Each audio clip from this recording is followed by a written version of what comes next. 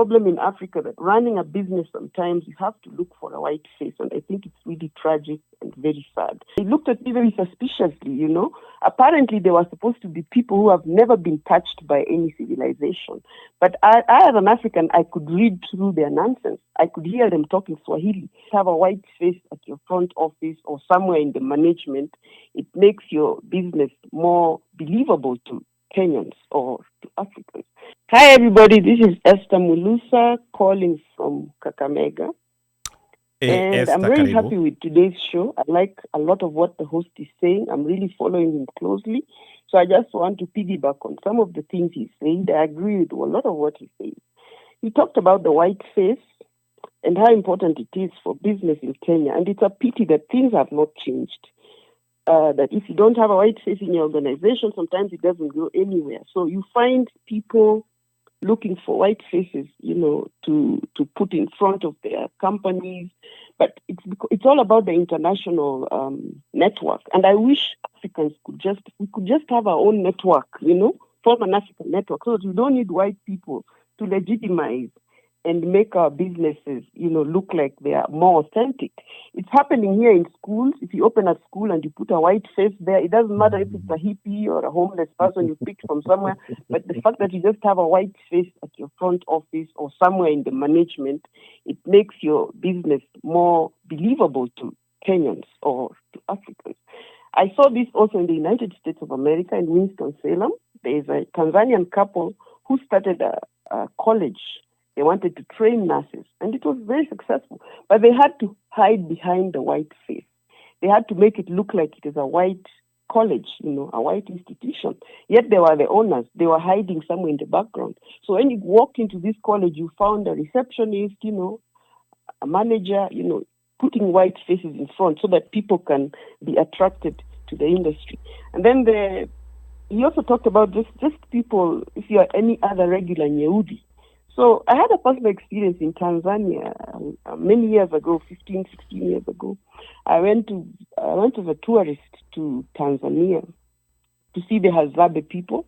I wanted to experience the Hazabe experience. These are people who are supposed to be bush people. They are kind of related to the Zulus, but they're in Tanzania.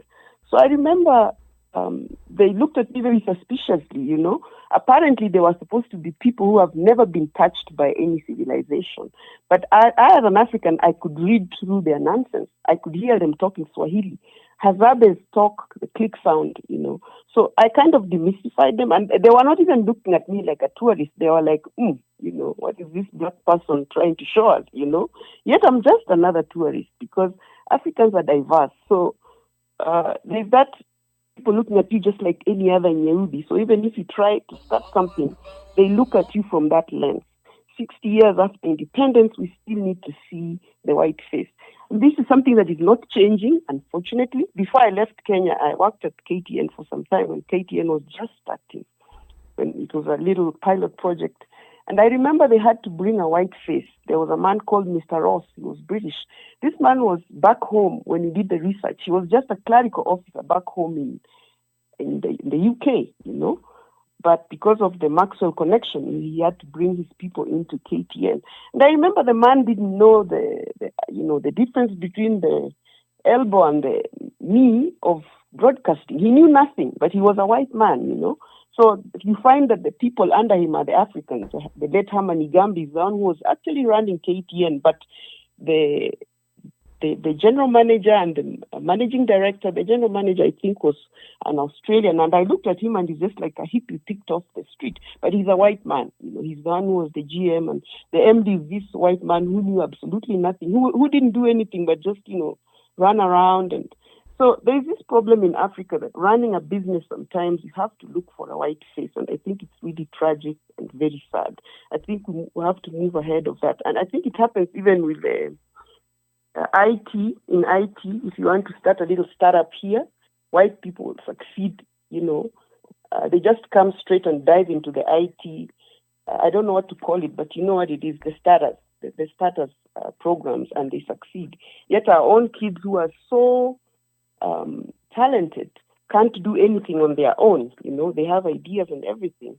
So I don't know why Kenya still has that problem. But the old boys, the old boys club exists even in America. And again, I'm going to use my own example. When I wanted to join the PhD program in North Carolina, I had to use the old boys network. My next door neighbor introduced me to a certain professor who went and told them, Esther, go and tell them you know Bob. And I went to that committee. I sold myself because, again, it's very difficult for somebody from Africa to be allowed into an English PhD program in North Carolina. But when I mentioned I know Bob, I'm not going to say his full name, but when they heard that I know Bob, and I also sold myself, and I'm like, this is a post-colonial, program, and you cannot have a post-colonial program if you don't have a post-colonial subject. So here I am. But what really got me into the program is when I mentioned that I know Bob. It's just like the United Nations. It depends on who you know. In the UN, if 6 people on the table you know somebody, you get in. So this is not just about Kenya alone, where you have to know somebody. I went to talk to a university just the other day, and they asked me the old question they used to ask before I left Kenya. Where are you from? And I wondered, how does that matter where I'm from? That's like asking me, what tribe are you? I mean, why would that matter? But what I love about the U.S. is when I walk into any institution and ask them for a job, nobody asks me where I'm from. They ask me for my CV. So in a way, America is different, but again, it's quite similar. Some things happen all over the world. You have to know somebody. So that's what I wanted to say. I don't know if I've left anything out. No, thank you so much. We have problems because I go back and forth, and we have problems both ways. Yes. So things are not easy for an African, like I said in my comment. All over the world, nobody wants us. I remember going to Italy, to do a tour, and I wanted to go and look at the Colosseum. So I went to a tour office, and I asked for a tour guide, and those people in Rome were looking at me like I'm crazy, like, what the heck, are you in the wrong place? We are not used to seeing people like you. So I'm very bold. I told them, hey, be ready, because there is a crowd of people like me coming right behind me, so give me a tour guide. I need to go and walk around the Colosseum. So Black people, we are not wanted anywhere, even back home, I go to a university in Kakamega, and they're asking me, where are you from? And I'm like, are you guys freaking kidding me, Wow. I have something to offer. I have something to learn. I have something to offer, but you cannot, kind of try and sideline me by asking me where I'm from. The next question will be, who is your father? I mean, how does that come in? Mm-hmm. So I need to know somebody so that I can be pushed in for this job that I really don't need, But people just give you a rough time. So the world is hostile, and I think I'm going to stop there because I don't want to hog attention. But thank you very much for this. Thank you, Esther. Esther, before you go, in part of this series, because this series is becoming, like much deeper than we thought, we also want to do a rural edition because, and just like the Kamkunji tells us what they want. There's someone who told us that you guys are speaking about moving in Nairobi where it's so expensive, but now you have experience, not necessarily of moving, but staying there for extended periods in Kakamega. So I think she might as well have moved. So that experience there, because majority of the time you call us, it's once in a while that you're in North Carolina. You're mostly in Kakamega. So I think we also want to get that rural experience. Yes, we do. Because I think it's entirely different also from the Nairobi experience. And also to demystify this thing of Atisijui, oh my God. What were city. Yes. Yeah. Yes. Oh my God, I'm in heaven. There you go. There we go. There you go. So we'll communicate to you. We'll let you know. Sorry, go ahead. I'm a little private, but if I sent you videos of my morning view, mutapenda. It's like I'm on holiday every day. Okay, all right. Yeah, she eats mangoes in the morning. You don't have to rub it in, okay? Thank you. It's okay. Ni sawa tu. Thank you, Esther. Okay. Esther, asante sana. Let me give a chance to Kimani to just react. Yes. To what Esther said, about the Odiero problem, the Mzungu problem, and also the rural edition that we were just talking about. Kimani. Yeah, I like that she said that there's some common aspects of it, even when you're in the States, we are all not insulated from the idea that there's a glass ceiling and there's just so much our careers go because of who we are. That one I stopped even fighting a long time ago. When I said, these guys, even if they're being protective of their ability for us to move up, they have grandfathers and great grandfathers who fought this war, that war, this one, someone died, all these things. Maybe they've earned that, they can keep some ranks exclusive. I got as high as a vice president. And, even that vice president came with a lot of challenges. And you're like, hey. So it's not our land, it's not our country. And we come with an accent. And then at some point we accept, okay, I am never going to be CEO. That's fine. Now let's see what else we can do within that realm of understanding that that's never going to be the case. And for me, coming back was, all right, now that I'm back, I am not even going to ever attempt to do corporate again. I think 15 years of corporate scared the bejesus out of me because that glass ceiling is very severe. And meanwhile, you've invested a great deal. You've gone to school. You've got school loans, mini graduate school. And still, if that's the way it is, say, Asawa, we're going to do something minimal to just pay bills and maintain a lifestyle of sorts. But the bigger challenge is to find that thing that will be the income generating aspect where I can sit in Kwale and chill in Kwale, and somehow there's an income being generated in the US. And that's a goal. I like that she talked about, things have similarities, but it doesn't necessarily stop you. She still got to where she wanted to get to. She still got into that PhD program. It's not going to be as easy as everybody else. We just accept it, and that's just life. It's never meant to be easy. We'll just have to keep singing that old slave song and, just accept that things ain't as bad as they used to be. But thank Lord, they ain't as bad as they used to be. And just keep it stepping. Okay, all right, sawa. Now, before we continue, some comments were coming in both on Facebook and YouTube. Our anonymous person, your language, tuambie ni language. I don't know whether that's script. I don't know whether it's Indian, Ukrainian. Please tell us what it is. I'm always interested in foreign scripts. And Asema, by the way, there are levels with schools. I was talking to a pal, and there are Kenyans taking kids to SA because the schools have higher quality and more choices with sports that Kenyan private schools don't. Where? Okay, that's a good one. We're going to do a school edition. There are a lot of people who are taking kids we already have the right guest. We're going to do a school edition because I think that's also very important. And then hapa Atieno Jimbo anasema it sounds like the diasporans have also learned how to beat Kenyans at their own games, and I think that's just what people need to learn. And then I can see also on YouTube, PWCHR says, I'd say for the average income earner, let the kids go to school here. So wait till they're older, unless you are okay with regular Kenyan schools. High-cost Kenyan schools are a stretch for most.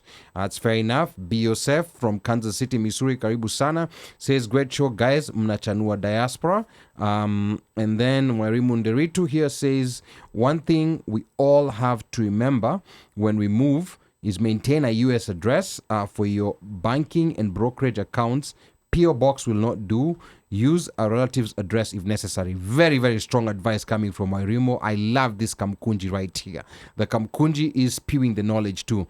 B. Yosef anasema, moving back to 254, Jipange with income coming in. The environment has changed culturally, morally, and economically. We should have a group of Kenyans from diaspora to network with. Actually, in the comments that were coming in on Facebook, there was a flyer that was put up there. There's a whole returnee like networking group in Nairobi, and maybe Kimani can talk to us about it later if he had access to that network. But yeah, it's actually becoming a thing. So there's that, and then we have Rosonda 453 anasema, use your parents in Kenya to supervise building a countryside home, developing rental properties locally, pay off your house abroad, rent it out, and move back home once your children are independent. So that's advice coming from Rosonda. And then B. Yosef anamjibu anamwambia, forget your parents, get a professional. Another opinion. And then I see here, I see Truth. I seek truth. I seek truth. These YouTube names. Inasema, I think we bought this whiteface issue. Well, I think we brought this whiteface issue on ourselves. On this program, we have had people talking about how difficult it is for us to trust one another.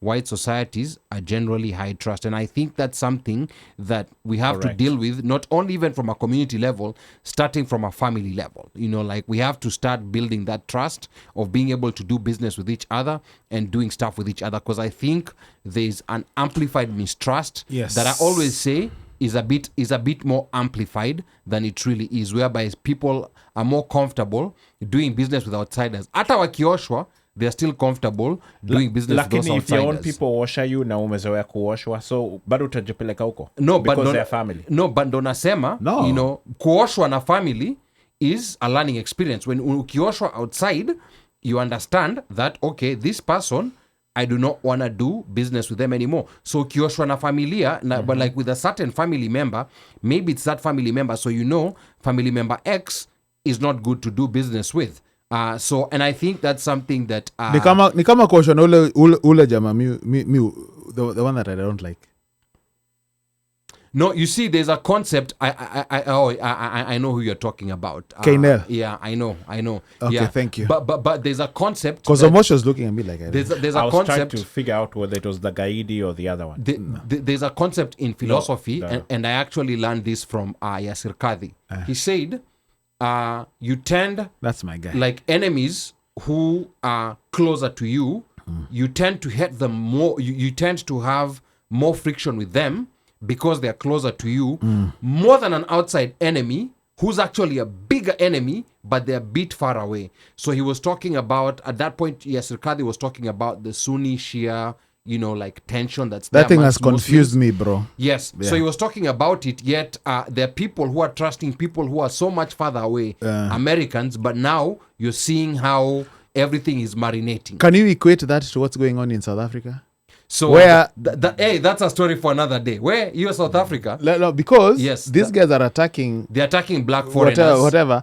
But they're not attacking the white guys and who other are white foreigners. Yeah.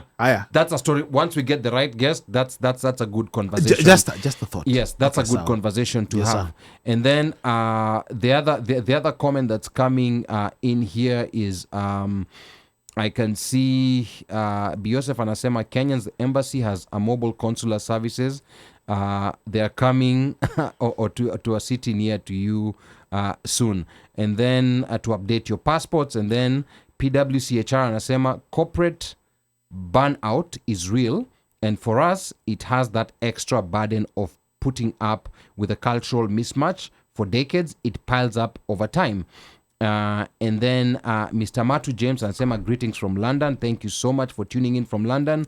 Hosilando anasema always use professionals and have contracts in place. This is very good advice. Very, very good advice. Have contracts in place. And then although Kimani also said contracts mean nothing in Kenya. So yes. They're just a document you take to court and good luck. Yes, but at least you have some basis, like for something. And of course it'll be good luck. And then Joe says, great advice, but why not just sell the US house and invest proceeds in Kenyan government bonds, bills? Oh my goodness, I'm about to raise my hair. But maintaining a US house is still subject you to property tax and rental income tax. And then who's going to know that you are renting it? Now, oniki to your bonds and bills, selling your US house to buy Kenyan bonds and bills, I have a very, extreme view informed by three-dimensional information. I do not wish to reveal that now. I am totally, and this is me, I am totally against purchasing bonds, especially those Kenyan ones. And this is me.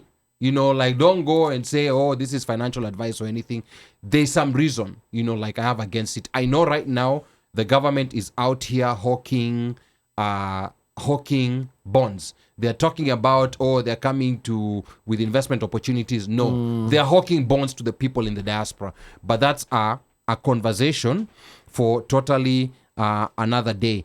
Frank Maloba is also on Facebook and saying another angle is to consider is the African-American angle to leaving the US for African countries and what groundwork they laid down, especially the successful ones. We've actually interviewed two different ones. We interviewed Brittany, who used to live in Kenya, now lives in Nigeria. We've interviewed Wakesho, Kia Simmons.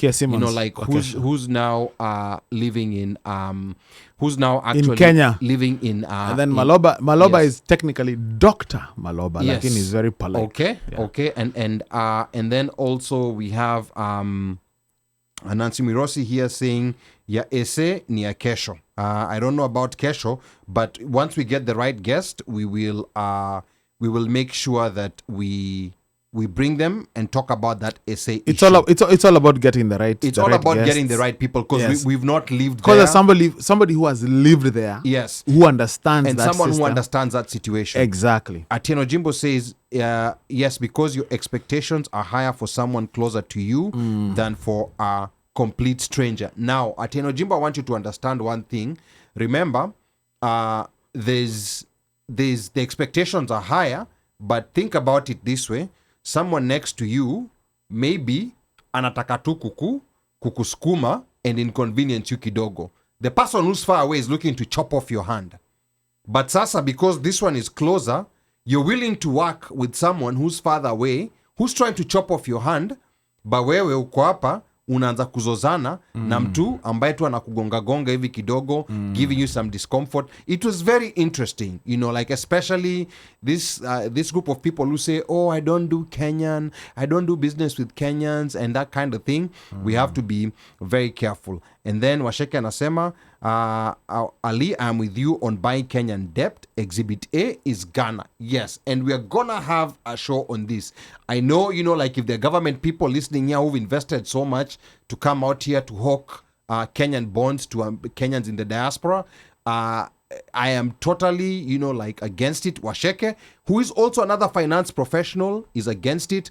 I do not wish to get Kimani into this conversation because the conversation today is on something different, but there's something very sinister about those Kenyan bonds that I'm gonna explain later. But